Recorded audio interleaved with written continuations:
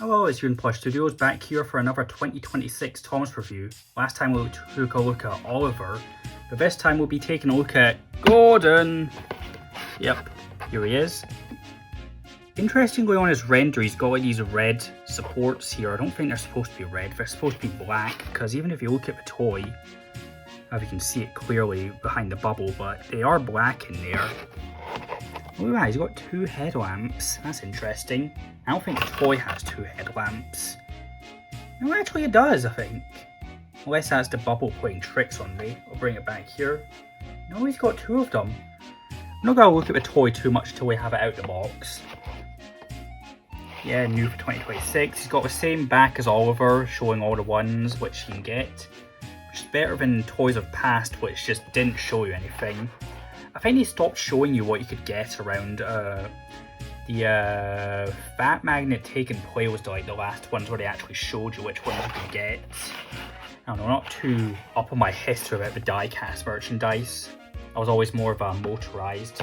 But as I said in the Oliver video, the 2026 motorized are kind of crap and I don't want to really take my chances on that. But yeah, you can see there's Gordon. Let's get him out of his box and take a closer look at him. So here is Gordon. I've just found a pretty neat way I can get these like really close to the camera. I've just got like a roll of tape down here. Just noticed I had it off to my side when I was packing something else, but here's Gordon. And something really striking about him, which you'll notice right off the bat, is he's a very dark blue. I like that quite a bit. It's a nice change. It's quite nice for him. Bring around to the front, you can see his face, which it's just me, or does that look a bit off? It was a bit off, like, it doesn't look like straight on, it was a bit squint. I don't know, that might just be me, I can't tell. Just having a look at him right now. Yeah, you can see there's a much better angle than I did with the Oliver review, you can see him really closely. But you can see like his buffers aren't painted. Again, I don't think there's any errors on this guy, like, I think I got pretty lucky with this. See his rivets, you can see his handrails are painted, which makes it even more like confusing why we just didn't bother with Oliver's here. I'll just put him back there. But yeah, you see his like, the roof is its distinct shape with like a little lip up the back there. See his dome is up there, it's quite small. Small dome. Get his tender back on. His tender is actually permanently fitted, like you cannot remove that, like you can see right there. And now let's get on to the tender, because like this is probably the weakest link of the model. This thing is fully plastic, like it feels very cheap and kind of garbage really. Even one which I'll show later, which will also had a plastic tender, at least had a bit of metal in it. But we bring him around to the back, you can see he has no buffer beam, which is accurate, but he also doesn't have painted buffers, and that isn't accurate, just knocking the table there. But yeah, we're coming back around. I will also say about the tenders, they should have either made them a bit smaller, or they should have put like a middle wheel set in there, because it looks kind of awkward when it's just this long, but it's got two tiny little wheels in there. I think maybe it also should be a bit taller as well to like, if we bring in the packaging here, we can see that his tender, sort of like the edge of it, sort of lines up with where the roof is, like just under the roof. But if we bring out here, you can see the lip, the top right here, it kind of lines up with like the bottom of where the windows are. I don't think that's right. So yeah, this should have been a bit taller and had 3 sets of wheels, and it should have had a taller 3 sets of wheels, and it should have been made of metal. Like this feels really cheap. Not a fan of it. You see he's got his funnel. It's pretty nice, kind of small, which is accurate. Now if we lift him up right here, we can see that it says Gordon down here.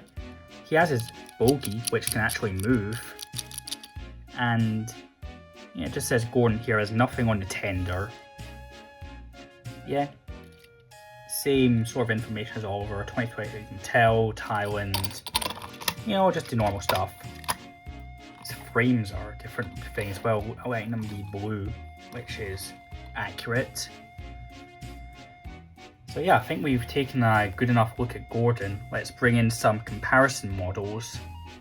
So we're back to the ground again, where we've got 3 very different Gordons. I don't have every Gordon example in diecast because, well, I don't really care to collect all of them. Especially those 2019 push-alongs. Those things are just ugly as hell. I don't want any of them. I mean, I have one of them, which I'll show in his video, but yeah, they aren't very pleasing to the eye. But yeah, we've got our All Engines Go Gordon here. This was kind of a travesty of a reboot, but this one has been like modified a bit. We'll take his tender off. It's been modified a bit. Like he did come with the painted. No, he didn't come with the painted buffers. What am I saying? I think only James had the painted buffers in this line, so I had to paint that, and I painted the running board, which I think I did a pretty good job for, considering I only had a paint pen at my disposal. It really does lift the look of him. I really wish they'd paint the running boards more. But like, that's something I can't really complain about, because like, they've never done it. Apart from like a few examples, like what I showed Oliver last time, he had a painted one. So like, they're capable of doing it, I think. At least, I don't think Mattel is actually, but like, they can do it. They should do it. I don't know why I don't. Yeah, I never reviewed the All Engines Go ones on my channel. Like, I just did not care enough about this show. I mean, I cared enough to buy them, but like, yeah. Put them back there. Here's the Ertl one. And he does share a similarity with this new one, with his tender being attached. But the problem with this one having his tender attached is, like, you couldn't move it. Like, it's completely static. This one, you can, like, move it around and all that.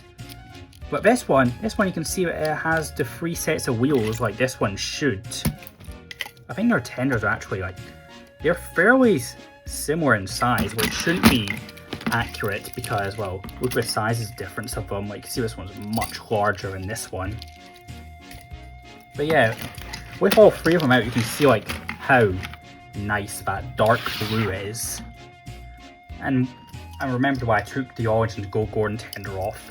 This one is completely plastic, but this one at least has like a metal chassis to give it weight. Like, this one is like fully plastic and it feels cheap as hell. I saw you run away. I saw you, said the Fat Controller. But yeah, I think that's really all there is to say about Gordon. I've got all my points across. Yeah, he does look a bit fat, I will say that. Yeah, I don't think I mentioned that. But I mean, besides that, it's a pretty nice model. See, he's even got like piston things down here, albeit they're not painted. But yeah, besides the tender, I'd say I'm pretty happy with how this model is. So yeah. Thanks for watching, and bye bye. We'll have Henry up next.